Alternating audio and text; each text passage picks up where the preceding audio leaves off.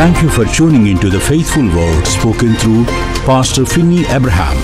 We believe that the word of God will not only transform you into His image, but also encourage you and empower you to move forward. As you listen to this message, we pray that you realize that His grace is sufficient for you.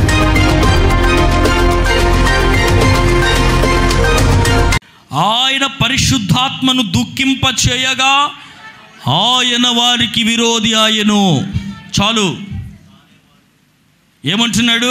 అయినను వారు తిరుగుబాటు చేసి ఆయన పరిశుద్ధాత్మను దుఃఖింప చేయగా ఆయన వారికి విరోధి ఆయను, తానే వారితో యుద్ధము చేశాను. దేవుడు నీకు విరోధైతే నువ్వు చెప్పు, ఎలా స్వస్థత వస్తుంది, ఎలా దీవించబడతావు, ఒక మంచి భవిష్యత్తు ఎలా వస్తుంది, ఒక మంచి గమ్యానికి ఎలా చేరగలుగుతావు? దేవుని బిడ్డలారా, జాగ్రత్తగా దేవుని మాటలు వినాలి. దేవుడు అంటున్నాడు, విరోధముగా ప్రవర్తించినప్పుడు పరిశుద్ధాత్మను దుఃఖపరుస్తున్నావు నీవు. పరిశుద్ధాత్మ దుఃఖపడినప్పుడు ఏం జరుగుతుందంట? దేవుడు నీకు విరోధి అయిపోతున్నాడు.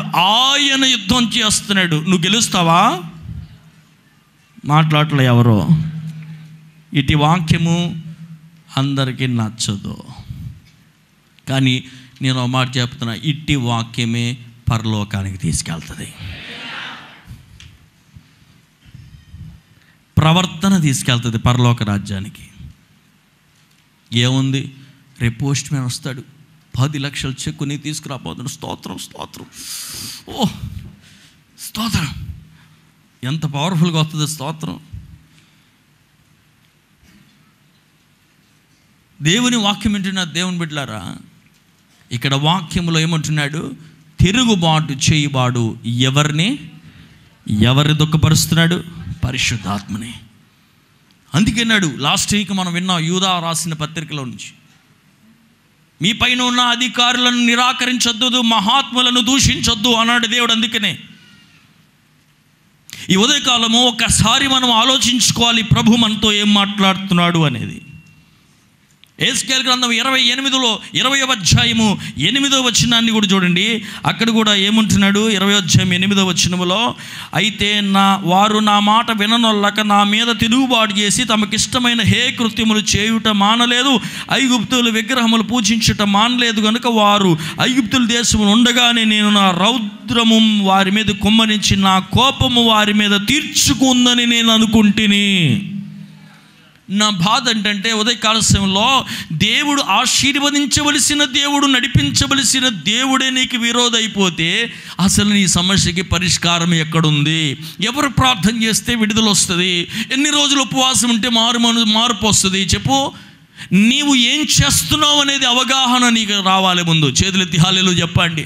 నేను ఎక్కడున్నాను అనేది గ్రహించుకోవాలి. నా ప్రవర్తన ఎలా ఉంది, ప్రభువు పెట్టిన వ్యవస్థలో నేను ఎలా జీవిస్తున్నాను అనే ప్రశ్న నువ్వు వేసుకోకపోతే నేను చెప్తున్నాను, సాగుతుంది కానీ అది అంత దూరము సాగదు.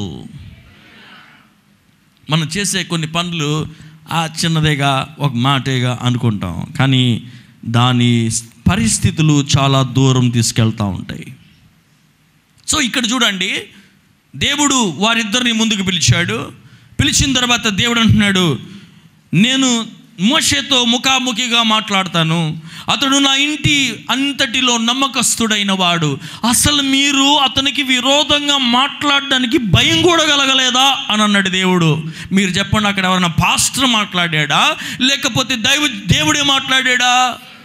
చెప్పాలి అందరూ. దేవుడే మాట్లాడాడు. దేవుడే అన్నాడు, అసలు మీకు భయం కలగలేదా అంటున్నాడు. ఆ భయము కలిగిన తర్వాత, అంటే ఆ మాటలు మాట్లాడిన తర్వాత, ఇప్పుడు చదవండి, పరిస్థితులు ఎలా మారుతున్నాయో, దాని యొక్క పరిస్థితులు ఎంత భయంకరంగా ఉంటున్నాయో అక్కడ మనము చదవటానికి దేవుడు సహాయం చేయనుగాక. 9వ వచనము, యెహోవా కోపము వారి మీద రగులు కొనుగా ఆయన వెళ్ళిపోయిను, మేఘము నా ప్రత్యక్ష గుడారమును ఎత్తబడెను, అప్పుడు మిరియాము హిమము అంటే తెల్లని కుష్ఠరోగము కలదాయను. చాలు ఇక్కడ చూడండి, గొడవ ఏంటి? మర్చిపోయారు పేరు, రంగు. చెప్పండి, గొడవ ఏంటి? నాకు అనిపించింది, దేవుడా ఏముంది నాయన, నల్లగా ఉన్నావు తెల్లగా చేతి గోవాలంతా ఉండదుగా, ఎందుకు నాయన ఇంత ఈ గొడవ? దేవుడు ఇప్పుడు ఏమన్నాడు తెలుసా? నల్లగా ఉన్నామని నల్లగానే ఉండమను, తెల్లగా ఉన్నామని ఇంకొంచెం తెల్లగా అవ్వమని అన్నాడు. అర్థం అవ్వాలి మీకు? అదే ఇప్పుడు చదివింది. నేను తెల్లగున్నా, నేను తెల్లగున్నాడు దేవుడు, ఇంక నువ్వు ప్యూర్ వైట్ అయిపో, ఇంకా తెలిపైపో అన్నాడంట. అక్కడ రాస్తుంది చూడండి. అందుకనే హిమము వంటి తెల్లని కష్టం పట్టింది, ఇంక ఏ క్రీము రాయక్కర్లేదు నువ్వు. హల్లెలూయా చెప్పండి గట్టిగా. ఇంకా వైట్ అయిపోయిందంట ఈవిడి. ఎంతగా వైట్ ఏంటి చెప్పాలి గట్టిగా? కుష్ఠరోగము. పక్కనే చూస్తున్నాడు ఒక ఆయన తమ్ముడు, ఈయనకు వణుకు పుట్టింది. చూశాడుగా క్లియర్గా, వణుకు పుట్టింది. గబగబ వెళ్ళిపోయాడు మోషే దగ్గరికి. మోషే దగ్గరికి వెళ్ళి, అయ్యో ఇదిగో దేవుడు కోపపడి వెళ్ళిపోయిన తర్వాత అక్క చూస్తే నిన్నటి దాకా తెల్లగా ఉంది, ఇప్పుడు ఇంకా తెల్లగా అయిపోయింది, నేనేమైపోతానో తెలియదని మోషేతో అంటే, నిజంగా అండి ఆ మోషేని ఎంత గౌరవించాలో. ఇన్ని సంఘటనలు ఇంట్లో జరుగుతున్నా, ఇంత గందరగోళం జరుగుతున్నా ఒక్క చోట కూడా నోరు మెదపలేదు ఆయన. ఇంత గందరగోళం జరిగి తీరా అహరోను వచ్చి చెబితే అనుకున్న అలాగే జరగాలి అన్నాడా? ఏమంటే తెలుసా, వెంటనే దేవుని సన్నిధానములో సాగిలపడిపోయి, దేవా నా అక్కను స్వస్థపరచు నాయనా, ఎందుకంటే నా అక్క చాలా తెలివిదయ్యా, చాలా స్మార్ట్ అయ్యా, ఫుల్ టాలెంటెడ్ అయ్యా. నేనేమంటానంటే, ఎందుకు ప్రార్థన చేశాడంటే కొంచెం కృతజ్ఞత కలిగిన వాడు మోషే. ఈరోజు మనుషులకి లేనిది అదే, కృతజ్ఞత ఉండదు. కానీ మోషేకి కృతజ్ఞత ఉంది. ఇంత కీడు చేసిన కృతజ్ఞత గుర్తుపెట్టుకున్నాడు, కీడు గుర్తు చేసుకోలేదు. ఏంటి ఆ కృతజ్ఞత అంటే, మోషే పుట్టినప్పుడు భయంకరమైన మరణమైన పరిస్థితులు ఎదురైనాయి. రాజు శాసనములు చాలా తీవ్రంగా ఉన్నాయి. అప్పుడు వయసు మిరియమ్మకి 10 ఏళ్ళు. 10 ఏళ్ళు అంటే ఏ క్లాసు? 5th, 3rd, 5th. దేవునికి స్తోత్రం. అంతటి చిన్న బిడ్డ ఆ జిమ్ము బిడ్డను కాసుకుంటూ వెళ్తుంది. వెళ్ళిన తర్వాత ఫరో కుమార్తె వచ్చింది. వినండి జాగ్రత్తగా. ఫరో కుమార్తె వచ్చి ఈ బిడ్డను చూసి ఆ డ్రామా అంతా జరుగుతుంటే, ఈ 10 ఏళ్ళు వయసు, ఎంత 10 ఏళ్ళు, ఎంత స్మార్ట్గా మాట్లాడిందో తెలుసా రాజకుమార్తెతో? ఏమంటుందో తెలుసా? ఇతనికి కావలసిన ఒక తల్లిని నేను తీసుకొస్తా. అసలైతే ఏమనాలి? మా తమ్ముడే మా అమ్మని తీసుకొస్తా అనాలి. హల్లెలూయా చెప్పండి. కరెక్టే కదండి, ఆ భాష అలాగే రావాలి. ఏం బాధపడకండి, మా అమ్మని తీసుకొస్తా అంటే మొత్తం ఈవిడ చచ్చేది, ఆయన చచ్చేవాడు. కానీ ఆ పాయింట్లో కూడా తెలుగుగా మాట్లాడిందండి. ఇతనిని పెంచడానికి కావలసిన ఆ హీబ్రూ ఆవిడ్ని నేను తీసుకొస్తా. ఎందుకంటే ఇంకొకటికి చెప్పినా సమస్యే. చాలా జాగ్రత్తగా వెళ్ళి ఆ తల్లిని తీసుకొచ్చింది. స్తోత్రం చెప్పండి. మరి ఇది మోషే మర్చిపోవాలా? మర్చిపోకూడదు. తల్లితో పాటు కూడా ఉండి, విచిత్రం ఏంటనుకున్నారు? ఇంకొకటి, అతడు జమ్ము పెట్టిలో పెట్టి వదిలేసిన తర్వాత అమ్మ రాలా, నాన్న రాలా, ఇంటిలో కూడా రాలా, కానీ అక్కే వెళ్ళింది. స్తోత్రం. అంత ప్రేమ కలిగిన అక్క, అంత జాగ్రత్త పడిన అక్క, అంత ఆప్యాయత చూపించిన ఈ అక్క ఎక్కడొచ్చింది సమస్య? రంగు దగ్గర వచ్చింది. హలో స్తోత్రం చెప్పండి, చేతులెత్తి హల్లేలూయా చెప్పండి. అర్థమవుతుందా? చిన్న చిన్న ఈ గొడవలు ఎంత ప్రభావాన్ని తీసుకొస్తాయో. సరే అయిపోయిన తర్వాత ఏం జరుగుతుంది అని మనం ఆలోచించినట్లయితే, మోషే ప్రార్థన చేసిన మరుక్షణం దేవుడు ఆమెను స్వస్థపరిచాడు. కానీ స్వస్థత పొందింది, కానీ చేసిన పనికి జీవితంలో ఒకటి అనుభవించవలసి వచ్చింది. ఇంకో మాట కూడా చెప్పనా, వీళ్ళిద్దరూ కలిసి చేసిన ఈ సమస్య వలన 7 రోజులు ఇశ్రాయేలు ప్రజలకి లాక్డౌన్ అయింది. మాట్లాడరేటి? ఎన్ని రోజులు? లాక్డౌను. మేఘం ఆగిపోయింది. మేఘం వెళితే కానీ వెళ్ళటాకలేదు వీళ్ళకి. మేఘం ఆగిపోయింది. పగలు మేఘస్తంభమై రాత్రి అగ్నిస్తంభమైన మేఘం అయిపోయింది. ట్రావెల్ ఆగిపోయింది, కదలటానికి లేదు. మొత్తం ఒక ఫుల్ జనం, ఇంతటి 30 లక్షల మంది ప్రజల ప్రయాణం ఆగిపోయింది. ఎవరి వలన? ఒక చిన్న రంగు కొరకు పోరాడుతున్న పోరాటం కోసం. దేవుడు అందుకే అంటున్నాడు, అక్కడ వాక్యం మనం చదివితే మీకు అర్థమవుతుంది. 7 దినాలు దేవుడు ఇశ్రాయేలీయుల కొరకు ఆయన వేసిన మ్యాప్లో చూడండి, వీళ్ళు ఎక్కడికి వెళ్ళాలి? కానాను దేశానికి వెళ్ళాలి. ఆ మ్యాప్లో సమస్తము, నావిగేటర్లో దేవుడు సమస్తమును పాయింట్ ఎక్కడ ఆ గుడారం పడాలో, ఎక్కడ మేఘమాగలో అన్నీ రాశాడు. రాయనిది ఒకటి పచ్చి చేరింది మధ్యలో. కారణము ఎవరి వల్ల? మాట్లాడలే మీరు. మిరియాము వల్ల. దేనికోసము? రంగు కోసము. దానికంటే మించి దేవుడు తాను అభిషేకించిన వానికి విరోధముగా చూపించిన వేలు వలన, మాట్లాడిన మాట వలన 7 రోజులు ఆగిపోయింది. చూడండి, అక్కడే ఉంది ఆ మాట. అప్పుడు యెహోవా మోషేతో, ఆమె తండ్రి ఆమె ముఖము మీద ఉమ్ము వేసిన ఎడల 7 దినములు సిగ్గుపడును కదా.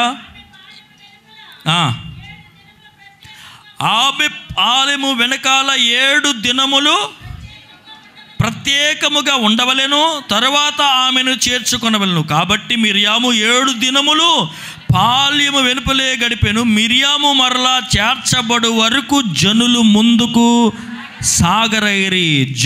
తరువాత జనులు హజరోతు నుండి సాగి పారాను అరణ్యములో దిగిరి. చేతులెత్తి హల్లెలూయా చెప్పాలి. సరే అక్కడ ఆపి, అమ్మా తప్పు అయిపోయింది, అంతా అయిపోయింది, కానీ నువ్వు ఇన్ని లక్షల మంది ప్రజల ప్రయాణం ఎన్ని రోజులు ఆపావు? 7 రోజులు ఆపావు. ఆత్మ లేనివాడు ఆత్మ ఉన్నవాడి ప్రయాణం ఆపుతున్నాడు ఈ రోజున. ఆపేనని సంతోషించబాగు. నువ్వు ఆపినందుకు ఏం జరుగుతుందో దేవుని వాక్యము చాలా స్పష్టంగా ఇక్కడ చెప్పబడతా ఉంది. ఏం జరిగిందో మనకు తెలుసు. అక్కడ దేవుని వాక్యంలో మీరు చూసినట్లయితే, మనము చదువుతున్నప్పుడు చాలా స్పష్టంగా రాయబడిన మాట ఏంటి అని మనం ఆలోచించినట్లయితే, ఈమెను దేవుడు పిలిచినప్పుడు మోషేను కానీ అహరోను కానీ వీళ్ళందరినీ పిలిచింది వాగ్దాన దేశం వరకు నడిపించబడవలసిన వారు. అంటే ఇశ్రాయేలీల ప్రజలతో వారు కూడా అక్కడ వరకు వెళ్ళవలసిన వారు. హల్లెలూయా చెప్పండి. కానీ వీరు చారలేదు. మార్గ మధ్యములోనే ఈమె చనిపోయింది. ఆ తర్వాత అహరోను చనిపోయాడు. కారణం ఏంటి? లక్ష్యము నుండి పక్కకి తొలగిపోయారు కాబట్టి. అర్థమవుతున్న వారు స్తోత్రం చెప్పండి. గట్టిగా హల్లెలూయా చెప్పండి. గట్టిగా దేవునికి స్తోత్రం చెప్తారా? హల్లెలూయా. ఏమయ్యారు? లక్ష్యము నుండి ప్రక్కకు వెళ్ళిపోయిన కారణము చేత వారి ప్రయాణము ఏమైంది చెప్పండి? ఆగిపోయినట్టుగా దేవుని యొక్క వాక్యంలో మనకి కనబడతా ఉంది. చేతులెత్తి హల్లెలూయా చెప్పండి. అమ్మా, నువ్వు ఎక్కడ దాకా వెళ్ళవలసిందాను? అంత దూరం వెళ్ళవలసిందానివి. కానీ చేసిన ఈ యొక్క పొరపాటు వలన మధ్యదారిలోనే కాదేశుకు వెళ్ళకముందే కార్డియాక్ అరెస్ట్ అయింది. హల్లెలూయా చెప్పండి. ఆ తర్వాత అహరోను కార్డియాక్ కూడా ఆగిపోయింది. ఎక్కుతుండగా 2 హార్ట్ అరెస్ట్ అయిపోయింది. కారణం ఏంటి? అందరూ మీరే చెప్పాలి. కారణం ఏంటి చెప్పండి? కారణం ఏమిటి? దేవునికి అభిషేకించిన వారికి విరోధముగా మాట్లాడినందుకు. స్తోత్రం చెప్పండి. అందుకే నేను చెప్తున్నా, అహరోను ఆ కుష్ఠరోగం వచ్చేంత వరకునేమో నీతోనే మాట్లాడాడులే, నువ్వేలే అన్నోడు. ఈవిడి ఎప్పుడైతే వైట్ పెరిగిందో, యజమానుడా, ఎవరిని? మోషే, యజమానుడా, ఇదిగో నా ప్రభువా కొంచెం ప్రార్థన చేయ్యా, నిన్నేగా అన్నావు, నీతో నేను నా మాట్లాడేది, నువ్వేనంటే దేవుడితో నువ్వు ఇలా మాట్లాడినోడు నిన్నటిదాకా చూడండి అక్కడే ఉంది. అహరోను అదిగో అయ్యో మరి నిన్నేమన్నావు? చేతులు ఎత్తి హల్లెలూయా చెప్పాలి. దేవుని వాక్యం ఇచ్చిన దేవుని బిడ్డలారా, ఎందుకు ప్రభు మనతో మాట్లాడుతున్నాడంటే ఈ ఉదయకాల సమయంలో నువ్వు కానీ నేను కానీ మనందరము కానీ ఎవరైనా అభిషక్తుడికి విరోధంగా మాట్లాడుంటే ప్రభు మనల్ని క్షమించాలి. హలో స్తోత్రం చెప్పండి. ఏం మాట్లాడినా, వేలు చూపించినా, ఎదురు తిరిగినా దేవుడా నన్ను క్షమించమని అడగాలి. ఇంకా నయం, ఈమెకు విజ్ఞాపన చేసేవాడు ఉన్నాడు కాబట్టి బతికిపోయింది. ఇంకొక ఆయన కూడా పని చేశాడు, కుష్ఠరోగం వచ్చింది, విజ్ఞాపన చేసేవాడు లేడు, జీవితాంతం వరకు అనుభవించాడు. చేతులెత్తి హల్లెలూయా చెప్పండి. కనుక దేవుని వాక్యం ఇచ్చిన దేవుని బిడ్డలారా, మనము విడిచిపెట్టాక స్తోత్రం చెప్పాలి మనం సరిగ్గా. హల్లెలూయా చెప్పండి. యాకోబు దగ్గర మనకు తెలుసు, రాహేల్ ఏం చేసింది? దేవుడు అన్నాడు యాకోబుతో, నువ్వు నీ భార్య అందరు కలిసి బేతేలునకు వెళ్ళిపోండి అని అంటే, బయలుదేరుతున్న టైంలో ఈమెం చేసింది? ఇంట్లో ఉన్న విగ్రహాన్ని చాటును తీసుకొచ్చి దాని మీద కూర్చొని స్తోత్రం హల్లెలూయా చెప్పండి. ఇటు కూర్చోలేకపోతుంది, అటు చెప్పలేకపోతుంది. ఎందుకంటే లెగితేనేమో ఇప్పుడు దొరికిపోద్ది, కూర్చున్నందుకేమో కంఫర్ట్గా లేదు. స్తోత్రం చెప్పండి. అటు ఈయనేమో ఇన్వెస్టిగేషన్ చేస్తున్నాడు. ఎవరు? నాన్న. ఎవరి దగ్గర ఉందని ఎతుకుతున్నాడు ఈయన. ఆ యాకోబు ఎదిగితే దొరికిపోయేది తొందరగా. హల్లెలూయా చెప్పండి. మొత్తానికి ఎతికి చివరికి ఎవరి దగ్గర దొరికింది. ఏమైంది? దారి మధ్యలోనే బేతేలునకు చేరక మునుపే ఆమె ఏమైంది చెప్పండి? చనిపోయింది. అబద్ధమాడింది. దేవుని వాక్యం ఏంటిన దేవుని బిడ్డలారా, నీ దగ్గర దేవుని చిత్తం కానిది ఏది ఉండకూడదు. యేసు నామములో అది పోవాలి ఈ రోజున. హల్లెలూయా చెప్పండి. హల్లెలూయా చెప్పండి. దేవుని చిత్తం కానిది ఏది పెట్టుకొని స్తోత్రాలు చెప్పబాకు ఈ రోజున. దేవుని చిత్తము కాని సమస్తమును ప్రక్కకు దోసాయి. ఆయనను వెంబడించే ప్రతి ఒక్కరిని దేవుడు ఆశీర్వదించే దేవుడై ఉంటున్నాడు. చేతులెత్తి హల్లెలూయా చెప్తారా? రెండవ వ్యక్తి చూడండి, 2వ దినవృత్తాంతములు 26వ అధ్యాయము 19వ వచనములో ఈయన కూడా చాలా ఘనుడు, ఈయనకెందుకు కుష్ఠరోగం వచ్చింది అని మనం ఆలోచించినట్లయితే 2వ దినవృత్తాంతములు 26వ అధ్యాయము 19వ వచనాన్ని మనం చూస్తున్నప్పుడు, ఉజియా ధూపము వేయుటకు ధూపర్తిని చేతబట్టుకుని రౌద్రుడై యాజకుల మీద కోపము చూపెను. యెహోవా మందిరములో ధూపపీఠమును అతడు ఉండగా యాజకులు చూచుచూనే ఉన్నప్పుడు అతని నొసట కుష్ఠరోగము పుట్టెను. ఎవరైనా మంచి రాజు కానీ చేసిన పని ఏంటి అని మనం ఆలోచించినట్లయితే, రాజుగారి పని చేయాలి, పాస్టర్ గారు పని చేయాలి. కానీ రాజుగారు నేను పాస్టర్ గారు పని చేస్తానని వచ్చాడు. రాజుగారు యజమానుని యొక్క పని చేస్తానని మధ్యలోకి వచ్చి దూరాడు. ఏమైంది? చివరికి అహంకారం వచ్చిందంట. చెప్పండి ఏమొచ్చింది? 16వ వచనములో చూడండి.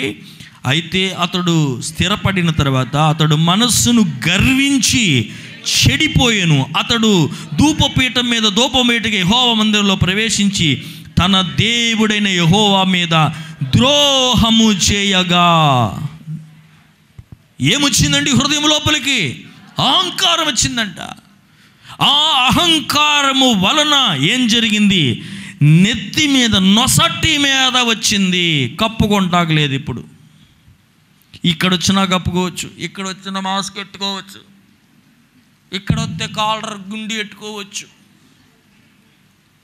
ఇక్కడ వచ్చి ఉంటే ఫుల్ హ్యాండ్స్ వేసుకోవచ్చు, ఇక్కడ వస్తే గ్లౌజులు వేసుకోవచ్చు, ఇక్కడ వస్తే అలా చెప్పండి. ఇంకా కప్పుకోవటానికి కూడా లేదు, క్లియర్గా కనపడేటట్టు నొసట మీద వచ్చిందంట. వచ్చిన తర్వాత స్పెషల్ రూమ్, ఇప్పుడు స్పెషల్ రూమ్లో పెట్టారు. కానీ పేరుకి ఎవరైనా రాజు. దేవుడు అతని ద్వారాలన్నీ కూడా మూసేశాడు. 21వ వచనం చూడండి. రాజైన ఉజ్జియా తన మరణము వరకు కుష్ఠరోగి అయి ఉండెను. కుష్ఠరోగి యెహోవా మందిరంలో పోకుండా ప్రత్యేకించబడెను గనుక అతడు ప్రత్యేకమైన ఒక ఇంటిలో నివాసం ఉండెను. అతడు కుమారుడైన యాతాము రాజు ఇంటి వారికి అధిపతి, దేశపు జనులకు న్యాయము తీర్చుచుండెను. ఏమంటున్నాడు? రాజుగా ఉన్న ఈయన మరణ దినము వరకు ఏమై ఉండెను? కుష్ఠరోగి అయి ఉండెను. హల్లెలూయా చెప్పండి. కారణం ఏమిటి? అహంకారం. ఈరోజు చాలా మందికి అహంకారం వస్తుంది. కొంచెం దీవించబడితే అహంకారం, కొంచెం భక్తి నేర్చుకుంటే అహంకారం. నేను చెబుతున్నాను, నీ అహంకారం నీకు నాశనాన్ని తీసుకొస్తుంది. మనము దేనిని గురించి గర్వపడకూడదు. గర్వపడితే ఆయన గురించి గర్వపడాలి, ఆయన ప్రేమను గురించి గర్వపడాలి, ఆయన చేసిన క్రియలు బట్టి ఆయన గురించే గర్వపడాలి. ఏముందండి మన దగ్గర గర్వపడడానికి? పాపులమైన మనం నిజంగా చివరి ముగింపులో మీకు అర్థమవుద్ది ఆయన ఎంత ప్రేమామయుడు, ఎలా నిన్ను ప్రేమించాడు, ఎలా నన్ను స్వస్థపరిచాడు. ఈరోజు ఆ స్వస్థత ఎంత మనకు అవసరమై ఉంటుందనేది ప్రభు మనతో మాట్లాడుతున్నాడు. చేతులెత్తి గట్టిగా హల్లెలూయా చెప్పండి. ఇందాక నేను చెప్పే కదా, ఇందాక ఏడ్చేవాళ్ళు ఉన్నారు కాబట్టి బతికిపోయింది మిర్యాము. ఇప్పుడు ఏడ్చేవారు లేరు కాబట్టి మరణం వరకు వెళ్ళాడు. కూర్చున్న ప్రతి ఒక్కరికి చెప్తున్నాను, నీ గురించి ఎవరో ఏడుస్తే ఈరోజు ఎలా ఉన్నావు నీవు? ఎవరో నీ గురించి ఏడ్చారు కాబట్టి ఆరోగ్యంగా ఉన్నావు. ఎవరో నీ గురించి ఏడ్చారు కాబట్టి మరణం తప్పించుకున్నావు. ఎవరో ఏడ్చారు కాబట్టి శాపము తొలగించబడింది. ఎవరో ఏడ్చారు కాబట్టి యవనస్తుడాన్ని తల్లి ఏడ్చింది కాబట్టి సజీవంగా ఉన్నావు. ఇది తండ్రి ఏడ్చాడు కాబట్టి సజీవంగా ఉన్నావు నువ్వు ఈ రోజున. నువ్వు చేసే పాపపు క్రియలు, వ్యసనములు, నువ్వు చేసే దురలవాట్లు, నువ్వు చేసే ప్రతి పనికి ఇంకా సేఫ్గా ఉన్నావంటే ఎవరో వెనకాల చేసే ప్రార్థన. ఇంత తిరుగుబాటు చేసి ఇంత అహంకారంతో తిరుగుతున్నావు, అయినా సజీవంగా ఉన్నావంటే ఎవరో దేవుడి దగ్గర ఏడ్చి మొరపెడుతున్నారు కాబట్టి. అర్థమైన వాళ్ళు చేతులెత్తి హల్లెలూయా చెప్పండి. స్తోత్రం గట్టిగా చెప్తారా? చివరిగా ఒక వ్యక్తి గురించి చెప్పి నేను ప్రార్థన చేస్తాను. 2వ రాజుల గ్రంథం 1వ అధ్యాయము 1వ వచనంలో ఇంకొక ఆయన కనబడుతున్నాడు చూడండి. 2వ రాజులు 5వ అధ్యాయం 1వ వచనం. సిరియా రాజు సైన్యాధిపతి అయిన నయమాను అని ఒకడుండెను. అతని చేత యెహోవా సిరియా దేశమునకు జయము కలుగజేసి ఉండెను గనుక అతడు తన యజమాని దృష్టికి గనుడై దయ పొందినవాడేను. అతడు మహాపరక్షన్, కానీ అతడు కుష్ఠరోగి. చెప్పండి, ఏ రోగి? కుష్ఠరోగి. రోగం వచ్చింది, పక్కన ఉన్న చిన్నదంది, అయ్యా బాధపడకు, నాకు తెలిసిన ఒక దైవజనుడు ఉన్నాడు, అతని దగ్గరికి వెళదాం, ఆయన దగ్గరికి వెళితే నీకు స్వస్థత వస్తుందంటే మాట అన్నాడు. బయలుదేరాడు, వెళ్ళాడు. కానీ అక్కడికి వెళ్ళిన తర్వాత కోపం వచ్చిందంట వెళ్ళినోడికి. ఎందుకు? ఈయన అనుకున్నాడు, ఆ దైవజనుడు బయటకు వచ్చి, నేను సైన్యాధిపతి కదా, నన్ను గౌరవించి నాకు చేయవలసినన్ని చేస్తాడేమో అనుకుంటే ఆయన బయటికి రాలా. లోపల నన్ను వచ్చాడా, వస్తే వెళ్ళి 7 సార్లు 7 అర్థంలో మునగమని చెప్పి అన్నాడంటే బహు కోపము పుట్టిందంట అతనికి. మీరు చెప్పండి, కోపం వస్తే ఎవరికి నష్టం? మాట్లాడాలి, చెప్పాలి, మాట్లాడాలి. మానేస్తే ఎవరికి నష్టం? ఈ మధ్యకాలంలో రీసెంట్గా అంటే చాలామంది సంఘాలకు వచ్చేవారు ఉంటారు, వెళ్ళిపోతారు, చాలా పరిస్థితులు ఉంటాయి. కానీ ఒక దైవజనుడు ఏంటంటే ఎప్పుడు ఒక సాఫ్ట్ కార్నర్ ఉంటుంది, ఎంతైనా మన బిడ్డలేగా అనిపిస్తుంది, అవునంటారు కదా. అయితే నేను ప్రభుని అడిగాను, ప్రభువా చాలామంది వెళ్ళిపోతూ ఉంటారు, ఆ వెళ్ళిపోయిన వాళ్ళని ఎలా తీసుకురావటం, వెళ్ళాలా వద్దా? ప్రభు అన్నాడు, గొర్రె అయితే ఎల్లు, కొడుకో కూతురు అయితే వెళ్ళొద్దులే అన్నాడు. అర్థం అవ్వాలి మీకు? ఏంటి?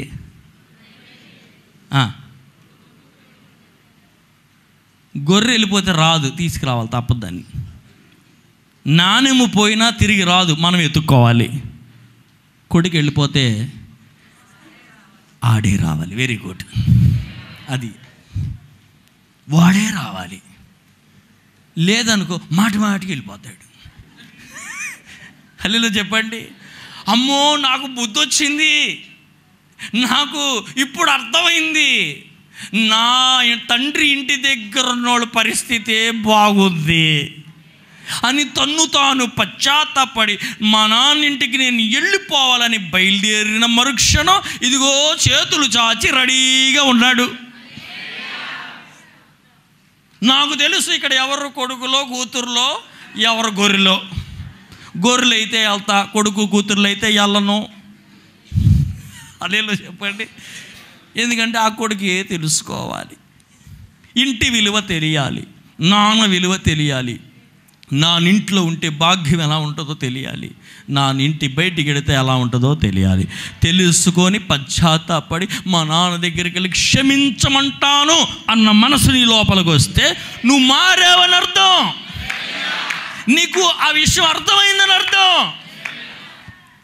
అప్పుడు ఎంట్రీ. స్తోత్రం చెప్పండి. ఏదైనా ఆయనే మాట్లాడాలండి మనతో, క్లారిటీ ఇవ్వాలంటే ఆయనే. అందుకే మా అయ్యగారు ఏంటో రావట్లేదు మా ఇంటికి, రాడు అసలు రాడు, అంతే. నువ్వు కొడుకు అయితే అస్సలు రాను నేను, కానీ గుమ్మం దగ్గర చేతులు చాపుకుంటూ రెడీగా ఉంటా, ఎప్పుడు వస్తావో లోపల తీసుకొద్దామని. హల్లెలూయా చెప్పండి. 5 వాలంటీర్లు కూడా పెట్టావు, ఒకవేళ నేను కనపడకపోయిన వాళ్ళని తీసుకొస్తాను నేను. చేతులు ఎత్తి స్తోత్రం చెప్పాడు. దేవుని వాక్కు వింటున్న దేవుని అంటారా, మన పొరపాట్లు మనం తెలుసుకోవాలి. ఇక్కడ అతను అంత కోపడ్డాడు. ఈ డ్రామా అంతా అయిపోయిన తర్వాత అక్కడ ఇంకొకడు ఉన్నాడు తెలివైనోడు. అతని పేరేంటి? గెహాజీ. ఈయన ఎవరంటే అంత వెనక్క నుండి చూసే టైప్ ఇది. హల్లెలూయా చెప్పండి. ఈ స్వస్థపడిన సైనాధిపతి ఏమో ఆ పాస్టర్ గారికి మనం మంచి గిఫ్ట్ ఇద్దాం, అన్నీ ఇద్దామంటే ఈ పాస్టర్ నాడు రిజెక్టెడ్. వద్దయా, ఇంత కోపడి చాలా డ్రామా చేసి ఏం వద్దులే, నాకు అవసరంలా. ఇప్పుడు వెనకాలవాడు అనుకోండి, ఈడెక్కడదో బాబు ఈ పాస్టర్ ఇంత మంచి ఆఫర్ వస్తే వదిలేసుకుంటున్నాడు ఏంటి? హల్లెలూయా చెప్పండి. ఇంతటి ఆఫర్ ఎక్కడైనా వస్తుందా? పోనీ నీకు వద్దకపోతే నన్ను తీసుకోమన్నా చెప్పావా? చెప్పలా. సైడ్ చూశాడు, వెనక్క నుండి సైలెంట్కి వెళ్ళి తీసుకొని వచ్చేసాడు. ఇక్కడ ఆత్మలో కూర్చున్న ఆయనకి సీసీ కెమెరాలో మొత్తం కనపడుతుంది. ఏ దారి గుండా వెళ్తున్నాడు, ఎటు వెళ్ళాడు, ఏం తెచ్చాడు, లోపల ఏం పెట్టాడు. ఈయన ఆత్మలో మొత్తం చూసేస్తున్నాడు లోపల కూర్చొని. హల్లెలూయా చెప్పండి. లోపలికి వచ్చే అడిగాడు, ఏం చేసి? అవి ఏం చేయలేదు అయ్యగారు, నేను వెరీ ప్యూర్ పరిశుద్ధుణ్ణి, అసలు నాకంటూ ఏమీ తెలియదయ్యా, నేనేమీ చేయలేదు. అవునా? కొంతమంది అంటే అవునా, జరిగిందా? అయ్యి బాబోయ్, ప్రపంచ నటనల్లో నాట్య ప్రావీణ్యతను పొందుకొని పాడేవాళ్ళం మనం. దేవుడికి స్తోత్రం. చెప్పాడు, నేను మొత్తం చూశాను సీసీ కెమెరాలో, నువ్వు చేసిందల్లా నేను వద్దన్న దాన్ని నువ్వు లోపలికి తీసుకొచ్చావు. వెంటనే ఏం జరిగిందో తెలుసా? ఆయనకు కూడా ఏమొచ్చింది? కానీ అక్కడ భయపెట్టే ఇంకొకటి చదివాను నేను. ఏంటి తెలుసా? అతనికిని అతని సంతానం అందరికీ వచ్చిందంట. Thank you for taking your time and being with us. We believe you have been blessed, changed, encouraged, and empowered to live a fruitful life in Christ. Our address: Philadelphia Miracle Blessing Church, Elur, West Godavari District, Andhra Pradesh, India. Call for prayer 98498-97500 and 95504-33102. Watch YouTube for online Finney Faith.